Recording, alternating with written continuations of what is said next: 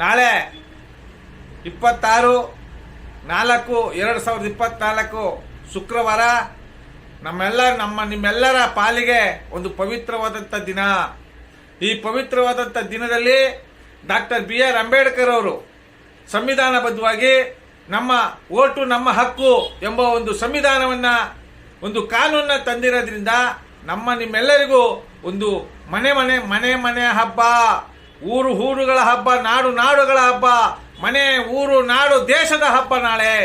ಆದ್ದರಿಂದ ನನ್ನೆಲ್ಲ ಮತದಾರ ಬಂಧುಗಳು, ನಿಮ್ಮ ಅಮೂಲ್ಯವಾದಂಥ ಮತವನ್ನ ಯಾರಿಗಾಗ್ತೀರಿ? ಜಾತಿ ನೋಡಿ ಹಾಕ್ತೀರಾ? ಪಕ್ಷ ನೋಡಿ ಹಾಕ್ತೀರಾ? ನಾಳೆ ನಾವು ಅವ್ರ ಗುಲಾಮರಾಗಬೇಕಾಗತ್ತೆ.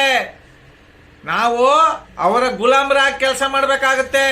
ಆದ್ದರಿಂದ ಪವಿತ್ರವಾದಂಥ ನಿಮ್ಮ ಅಮೂಲ್ಯವಾದಂಥ ಮತವನ್ನ ನಿಮ್ಮ ಮಕ್ಕಳ ತರ, ಪುಟ್ಟ ಮಕ್ಕಳ ತರ, ನೀವು ಸಾಕಿ ಬೆಳೆಸಿದಂತ ಮಕ್ಕಳ ತರ, ನಿಮಗೆ ಜನ್ಮ ಕೊಟ್ಟಂತ ತಂದೆ ತಾಯಿಗಳ ತರ ಪ್ರೀತಿ ವಿಶ್ವಾಸದಿಂದ ಯಾರು ನೆಲ ಜಲ ಭಾಷೆಗಾಗಿ ಹೋರಾಟ ಮಾಡ್ತಾ ಇದ್ದಾರೆ, ಈ ನಾಡಿನ ಉಳಿವಿಗಾಗಿ ಯಾರು ಹೋರಾಟ ಮಾಡ್ತಾ ಇದ್ದಾರೆ, ಕೆರೆ ಕಟ್ಟೆಗಳ ಬಗ್ಗೆ ಯಾರು ಗಮನ ಹರಿಸ್ತಾ ಇದ್ದಾರೆ, ಎಲ್ಲಾ ಸಮುದಾಯವನ್ನ ಯಾರು ಒಗ್ಗೂಡಿಸ್ಕೊಂಡು ನಾವೆಲ್ಲ ಕನ್ನಡಾಂಬೆಯ ಮಕ್ಕಳು ಅಂತ ಹೋಗ್ತಾ ಇದ್ದಾರೆ, ಯಾರು ಅಭಿವೃದ್ಧಿ ಕಡೆ ಹೆಚ್ಚಿನ ಗಮನ ಕೊಟ್ಟು ಹಣ ಆಸ್ತಿ ಅಂತಸ್ತಿಗೆ ಬೆಲೆ ಕೊಡದೇನೆ ಮತದಾರ ಬಂಧುಗಳ ಆ ಕ್ಷೇತ್ರದ ಮತದಾರ ಬಂಧುಗಳಿಗೆ ಗೌರವ ಕೊಟ್ಟು ನಾವೆಲ್ಲ ಕನ್ನಡಾಂಬೆಯ ಮಕ್ಕಳು, ನಾವೆಲ್ಲ ಒಂತಾಯಿ ಮಕ್ಕಳು, ನಾವೆಲ್ಲ ಈ ಭೂಮಿ ತಾಯಿ ಮಕ್ಕಳು ಅಂತ ಯಾರು ಒಳ್ಳೆ ಕೆಲಸ ಮಾಡ್ತಾ ಇದ್ದಾರೆ, ಅವ್ರಿಗೆ ನಿಮ್ಮ ಅಮೂಲ್ಯವಾದಂಥ ಮತವನ್ನ ಕೊಟ್ಟರೆ ನಿಮ್ಮ ಮಕ್ಕಳಿಗೆ, ನಮಗೆ, ನಿಮ್ಮೆಲ್ಲರ ಭವಿಷ್ಯ ಪ್ರಜ್ವಲವಾಗುತ್ತೆ, ಒಳ್ಳೆ ಸುಖ ಜೀವನವಾಗುತ್ತೆ.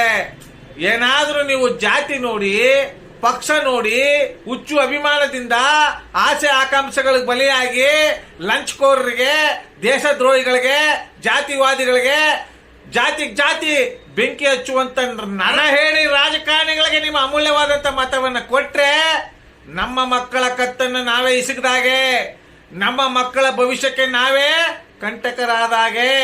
ನಾಳೆ ದಿನ ನಮ್ಮ ಮಕ್ಕಳು ನಮಗೆ ಶತ್ರುಗಳಾಗ್ತಾರೆ.